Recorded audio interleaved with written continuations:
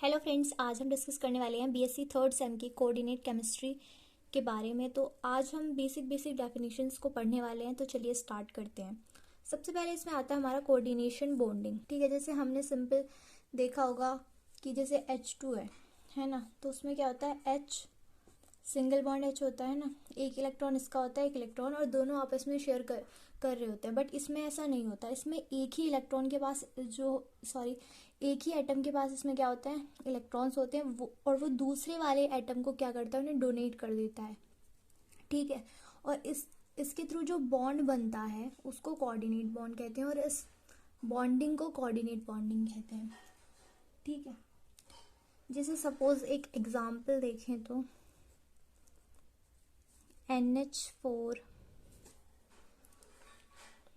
Plus होता है, जैसे है ना NH3 है ना, इसके पास अभी भी दो इलेक्ट्रॉन्स जो होते हैं वो खाली होते हैं। ठीक है, एक तो इसने हासिल कर लिया, एक यहाँ एक यहाँ, है ना। इसके जो वैलेंस शेल होता है उसमें 5 इलेक्ट्रॉन्स होते हैं, तो दो तब भी बजाते तो एक इलेक्ट्रॉन पेयर इसके पास होता है। तो सपोज ये H+ है। ठीक है, तो ये क्या करेगा, इस H को ये इलेक्ट्रॉन पेयर को डोनेट कर देगा और इसको अपने साथ यहीं पे बांध के रख लेगा एक तरह से, और ये हमारा जो बॉन्ड बनेगा ये कोऑर्डिनेट बॉन्ड हो जाएगा। ओके, तो इसी तरह से और भी एग्जांपल्स हैं, बट हमने जान लिया कि कोऑर्डिनेट बॉन्डिंग क्या होती है। ओके, अब हम पढ़ने वाले हैं कि डबल साल्ट क्या होता है।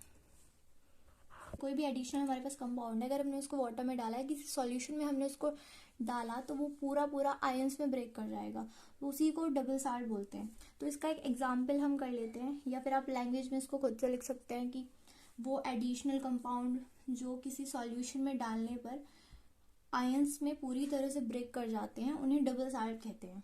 ठीक है, तो एग्जाम्पल हम इसका देख लेते हैं। हमने वाटर में डाल दिया तो सपोज, है ना, तो क्या होगा, इसमें सारे जो आयंस हैं वो ब्रेक कर जाएंगे। ये 2K+ इक्वल्स 4SO4 - 2, है ना।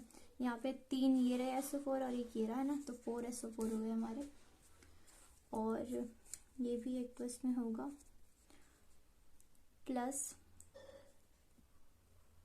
2Al3+, है ना, इक्वल्स में, ये तो वाटर ही है ना। तो जो सारे जो हमारे थे एटम्स वो क्या हो गए, आयंस में ब्रेक हो गए, तो इसी को हम बोलते हैं डबल साल्ट, और इसका एग्जांपल हो गया। अब आते हैं हमारे कोऑर्डिनेशन कंपाउंड्स। ठीक है, जो कि हम पढ़ रहे हैं कोऑर्डिनेट केमिस्ट्री।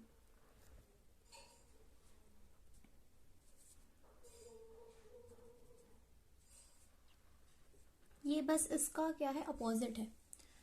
सपोज हमारे पास क्या है, कोई कंपाउंड है ना, कोई भी एडिशनल कंपाउंड जो हम वाटर में डालें तो वो पूरी तरह से आयंस में ब्रेक ना करे, उसको हम कोऑर्डिनेशन कंपाउंड कहते हैं। ठीक है, इसको भी हम एक एग्जांपल से समझते हैं। अब हमने इसको वाटर में डाला, सपोज कि हमने किसी सॉल्यूशन में इसको डाला। ठीक है, तो क्या होगा, ये K2 तो अलग हो जाएगा, 2K+, है ना, एक्वस, ये हमारा एक कोऑर्डिनेशन कंपाउंड है। ओके, तो इसको हमने जब किसी सॉल्यूशन में डाला तो जो ये हमारा K+ है ये तो अलग हो जाएगा, बट जो ये हमारा ब्रैकेट वाला पार्ट है, कैपिटल ब्रैकेट वाला जो हमारा पार्ट है, वो एज इट इज आएगा। मतलब ये पूरी तरह से ब्रेक नहीं कर रहा है यहाँ पर। ठीक है, तो जो पूरी तरह से सॉल्यूशन में डालने पर ब्रेक ना करे वो हमारे कोऑर्डिनेशन कंपाउंड होते हैं। अब यहाँ पे कोऑर्डिनेशन कंपाउंड है तो मतलब उसके अंदर कोऑर्डिनेशन बॉन्डिंग हो रही होगी, है ना। तो यहाँ पर कोऑर्डिनेशन बॉन्डिंग वाले ही कंपाउंड जो है वो ब्रेक नहीं होते। तो Ni और CN4 के बीच में जो है यहाँ पर कोऑर्डिनेट बॉन्डिंग हो रही है।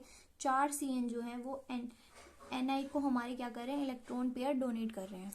ओके, तो ये हमारा कोऑर्डिनेशन कंपाउंड हो गया। अब कुछ फंडामेंटल, कुछ बेसिक सी टर्म्स हैं कोऑर्डिनेशन कंपाउंड्स की, है ना।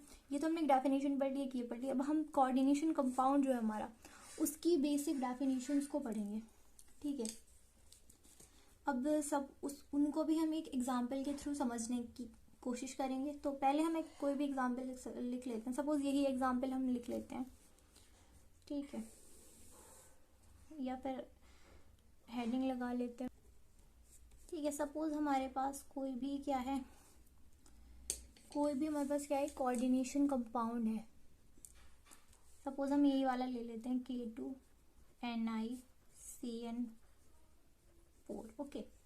तो सबसे पहले आता है हमारा सेंट्रल आयन या सेंट्रल मेटल आयन, है ना, सेंट्रल मेटल एटम और आयन, है ना।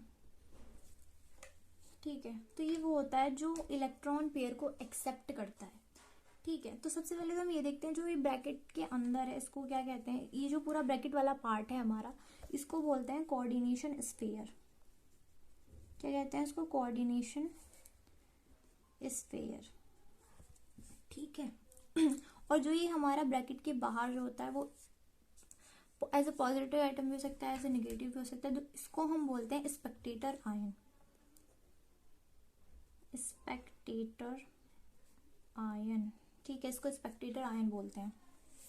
ओके, तो ये सेंट्रल मेटल एटम अब क्या होता है, ये कोऑर्डिनेशन स्फीयर के अंदर होता है। ठीक है, ये तो हमारा अलग हो गया स्पेक्टेटर आयन, ये हमारा कोऑर्डिनेशन स्फीयर हो गया। तो जो कोऑर्डिनेशन स्फीयर के अंदर हमारा जो है इलेक्ट्रॉन पेयर को एक्सेप्ट करता है उसको हम सेंट्रल मेटल एटम या आयन कहते हैं। इसमें जो हमारा सेंट्रल मेटल एटम या आयन होगा वो क्या होगा? निकल होगा, क्योंकि ये CN4 से इलेक्ट्रॉन पेयर को एक्सेप्ट कर रहा है। ठीक है, तो ये हमारा यहाँ पर क्या हो जाएगा? Central metal atom. ठीक है, यहाँ पर आप इसकी डेफिनेशन में लिख सकते हैं ना, जो हमारा क्या होता है, कोई आयन या कोई एटम है ना, न्यूट्रल भी हो सकता है वो, जो इलेक्ट्रॉन पेयर को एक्सेप्ट करता है वो हमारा सेंट्रल मेटल एटम होता है। तो यहाँ पर क्या हो गया? निकल हो गया। ठीक है, अब हमारा यहाँ पे आता है लिगेंड्स क्या होते हैं। कोऑर्डिनेशन स्फीयर के अंदर जो हमारा क्या करता है, इलेक्ट्रॉन को डोनेट करता है, सॉरी इलेक्ट्रॉन पेयर को जो डोनेट करता है उसको लिगेंड कहते हैं। ठीक है, यहाँ पर इलेक्ट्रॉन कौन डोनेट कर रहा है? यहाँ पे CN4 जो है हमारा, CN जो है वो हमारा यहाँ पर क्या कर रहा है? इलेक्ट्रॉन डोनेट कर रहा है, तो ये हमारा लिगेंड हो जाएगा। यहाँ पर हो गया CN। ठीक है, अब आता है कोऑर्डिनेशन नंबर क्या होता है। कोऑर्डिनेशन नंबर,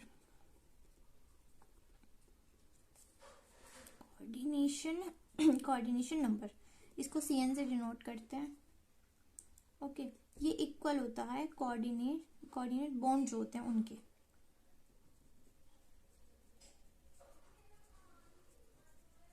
ठीक है, मतलब जितने हमारे कोऑर्डिनेट बॉन्ड होंगे, सपोज 4 है 6 है, वही हमारा क्या होगा? कोऑर्डिनेशन नंबर होगा। ठीक है, जैसे सपोज हमें इसकी जो ये ब्रैकेट में हमें दे रखा है कोऑर्डिनेशन स्फीयर से 4 CN, एक CN के पास क्या होता है? एक इलेक्ट्रॉन पेयर होता है। यहाँ पर 4 CN है, मतलब 4 इलेक्ट्रॉन पेयर एक एक करके डोनेट करेगा तो कितने बॉन्ड बन जाएंगे? 4 बॉन्ड बन जाएंगे। तो यहाँ पर जो कोऑर्डिनेशन नंबर हमारा आएगा वो 4 आएगा। ओके, और जैसे ऑक्सीडेशन नंबर निकालना है ना, तो वो भी हम यहाँ से निकाल सकते हैं, ON। ओके, सपोज हम इसको 1 बोल दे रहे हैं। हम निकल की क्या निकाल रहे हैं? ऑक्सीडेशन स्टेट निकाल रहे हैं, ऑक्सीडेशन नंबर निकाल रहे हैं। तो हम क्या करेंगे? निकल को मानेंगे X, है ना, Ni को हमने X मान लिया, और हमारा जो K होता है उस पर +1 चार्ज होता है, तो हमने लिख लिया 2 और इनटू में 1। ठीक है, 2 हमारे पास यहाँ पर K है, इसको हमने X मान लिया, और 4 के CN के ऊपर कितना होता है? -1 और इक्वल में 0, क्योंकि ऊपर कोई चार्ज नहीं है। ठीक है, तो बस इसको कैलकुलेट कर देंगे, X - 2 = 0। तो जो इसकी जो इसका ऑक्सीडेशन नंबर आ जाएगा वो हमारा कितना आ जाएगा? +2 आ जाएगा। तो ये कुछ बेसिक सी टर्म्स थी कोऑर्डिनेशन कंपाउंड्स की। तो हमने पहले क्या किया? हमने पहले जाना कि कोऑर्डिनेट बॉन्डिंग क्या होती है, फिर हमने पढ़ा डबल सार्ट्स, फिर हमने पढ़ा कोऑर्डिनेशन कंपाउंड्स, फिर हमने उसी की कुछ फंडामेंटल टर्म्स पढ़ी। तो आज की वीडियो में इतना ही। कल हम पढ़ने वाले हैं टाइप्स ऑफ लिगेंड्स के बारे में। Thanks for watching.